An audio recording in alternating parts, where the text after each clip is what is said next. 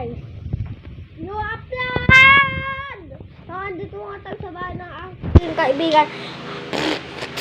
Part 1 to part 10. Joke lang guys, hanggang part 5 lang to. Kasi nakakapagod din ang araw yon. Maglalaro tayo ng So guys, longest answer with. punta tayo sa labas! Sa bahay mo, guys. Sa labas! So, tara na nga, lalakad Tayo. ubos ko. Silalas ko. Kung lalakad ako. Eh na, papunta na ako. Uy, bawang? Ano nga guys, marahil kayong gusto bumili lang iba. Kasi may nabili guys. Ayun na nga, nandito na ako sa labas. Ito nga guys, nasa labas na ako. Guys, baka sabihin nyo, hindi ito sa labas. Oh.